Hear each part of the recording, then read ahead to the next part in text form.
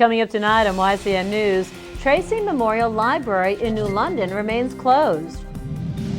The Newport School Board buys out the contract of its superintendent. And the snow conditions for ski resorts couldn't be better. For more news, weather, and sports, it's time for YCN, your local view. Now, your daily digest of the Dartmouth Lake Sunapee region, southern Vermont, and Windsor County. News, sports, weather, and all that is happening in our area. The news on YCN, your local view. Good evening. It is Thursday, January 29th. I'm Laura James. Welcome to YCN News.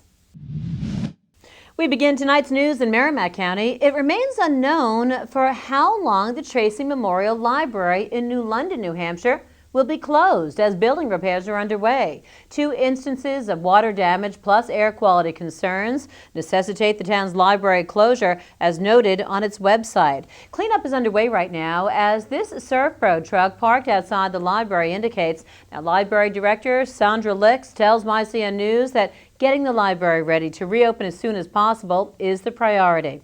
Safety of the building for staff and library patrons is the underlying concern as cleanup continues. There's no word yet on what led to the building's interior damage. Meanwhile, another local mystery is brewing now that it's been announced that the Newport School District paid the now former superintendent Earl Sussman a bit over $154,000 as a contract buyout. SAU 43 comprises the Newport and Croydon Public Schools. Sussman became superintendent of the SAU on July 1st, 2012, reports the Eagle Times. His contract was renewed on March 7th, 2013 for a 4-year span to end on June 30th, 2017. Now, at the time of his departure from the district last week, Sussman was earning $118,450 a year in salary. Neither the school board nor Sussman gave explicit reasons for his departure. A bill under consideration in the New Hampshire legislature would change how much information from a background check could be revealed about public school job applicants plus school volunteers. Members of the House Education Committee heard the victim in the case testify about how the bill follows an incident last year at Stevens High School in Claremont. A teenage girl was seduced and sexually assaulted on numerous occasions by her math teacher. The teacher pleaded guilty to 2 felony sexual assault charges and is now in state prison. When the teacher, Christopher LeBlanc, applied for the teaching position, the background check required of all school job applicants, not just in Claremont but statewide, did not require as thorough an investigation.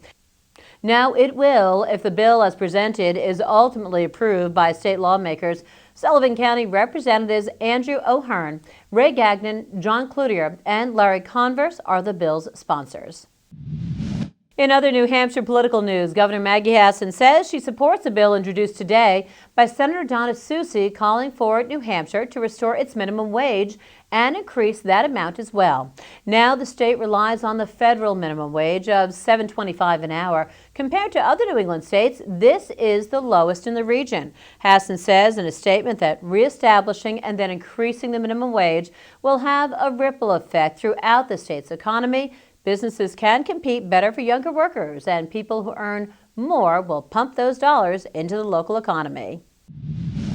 This year will be known as the Year of STEM Education in New Hampshire. Governor Maggie Hassan says all students will benefit from a strong education in the STEM fields, STEM being an acronym for science, technology, engineering, and math. The goal is to bring STEM learning activities and curriculum into every school district. Coming up after the break, we'll find out how this new snow has affected ski conditions at New Hampshire ski resorts. The YCN News continues in a moment. Welcome back to YCN News. I'm Laura James. Continuing with news from New Hampshire, the state's 2015 Moose Hunt Lottery is now open. There's a $15 entry fee for state residents, while non-residents can apply to hunt moose for $25. Entry can be made online or by printing out and mailing in an application or by going to the State Fish and Game headquarters in Concord. All applicants and applications must be submitted by midnight Eastern Time on May 29th. Winners will be selected through a computerized random drawing on June 19th at the Fish and Game office in Concord. Last year, more than 10,000 people entered into the lottery. 120 permits were issued. While people travel from all over the country to take part in the New Hampshire Moose Hunt, the majority of permits, about 85%, go to New Hampshire residents. The number of permits available to non-residents is capped based on the prior year's sales of non-residents hunting licenses. To learn more, you can just go online to huntnh.com/hunting. This year's hunt runs from October 17th to October 25th, by the way. New Hampshire has an annual moose hunt. It has had one since 1988, when 75 permits were issued for a 3-day hunt in the North Country. The state's current moose population is estimated to be about 4,000 animals. We are talking snow again, with another potential storm brewing for this evening into tomorrow. And skiing at any one of New Hampshire's ski areas this weekend could be the best of the season to date. That according to Jessica Keeler. She's the executive director of Ski New Hampshire. From Keene to Crawford Notch, all New Hampshire ski areas were reporting new snow from the blizzard of 2015, with many totals of a foot or more. Now, for this weekend, there are also numerous deals for skiers who want to enjoy the fresh patter. Many ski areas are offering special Super Bowl-related ticket deals as excitement mounts for the Patriots-Seahawks game coming up on Sunday, of course. Keeler reminds us, with the game starting at 6:30 p.m., there is plenty of time for skiers and riders to hit the slopes and trails at New Hampshire ski areas and be home in time for kickoff. Ski New Hampshire is the statewide association representing 33 alpine and cross-country resorts and more than 200 lodging and guest service properties in New Hampshire. For more information on ski areas, lodging packages, and updated winter events at Ski New Hampshire resorts, you can call Ski New Hampshire at 800-888-SKI-NH or just visit their website at skinh.com. Now, there aren't too many people who don't love cute little cuddly animals, though this could be an exception. An adorable little porcupine has predicted the outcome of Super Bowl 49. And you guessed it, it's not good news for Patriots fans. The Huffington Post reports that Teddy Bear, the porcupine, has gotten it right for the past 3 years, and here's how he does it. He nibbles on the ears of corn designated for a separate team, and whichever one he likes better predicts the outcome.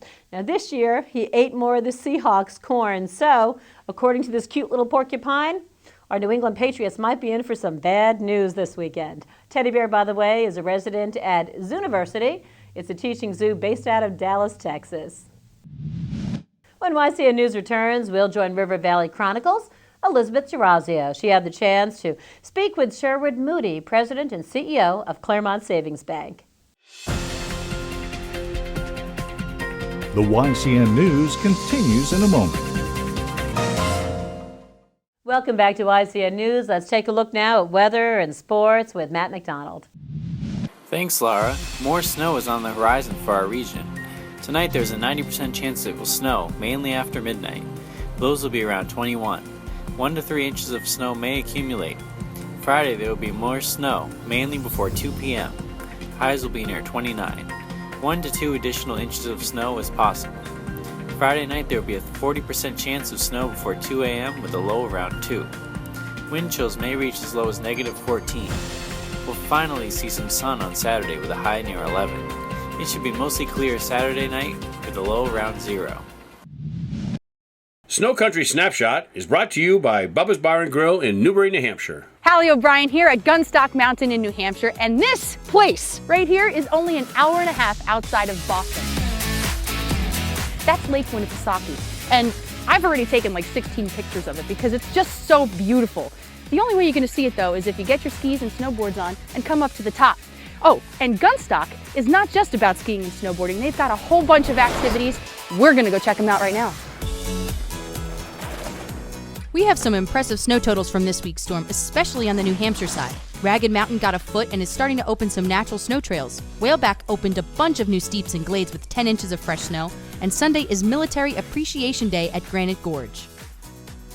Like I mentioned before, Gunstock gets a little creative with their extracurricular activities. We're about to tube off a jump into a big airbag. Oh my goodness. Evel Knievel would be proud! Beautiful, look at this. This is America right here, baby. It's Boy Scout weekend at Bromley. Scouts can work on their merit badges, and there's a race Saturday afternoon. Both Bromley and Stratton got around half a foot of snow this week.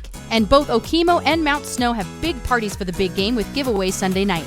Gunstock Mountain definitely delivers, especially if you like adventure, snow, and scenery. Head over to snowcountry.com for weather and conditions. I'll see you next week. And now let's preview our YCN community calendar. You can see the full calendar online at ycnnow.com/calendar. On Friday in Sunapee, check out a coffeehouse performance by Bernice Lewis at the United Methodist Church at 7 p.m. In Hanover, there will be an astronomical observing program at the Shattuck Observatory at 8 p.m. And on Saturday, there will be a Grange breakfast at the Grange Hall at Norwich from 8 a.m. to 11 a.m. Tonight on YCN Sports, we have 2 boys basketball games to report on. Rivals Sunapee and Newport battled last night. In the end, Newport defeated Sunapee 70-53. In the other game, Stevens and Monadnock faced off. Stevens dominated the game, achieving a 70-45 win. Thanks, Matt. When YCN News returns, we'll join Capital Connections' John O'Connor. He had a conversation with Steve Geller. He's the Executive Director of Southeast Vermont Community Action. That interview is coming up next. The YCN News continues in a moment.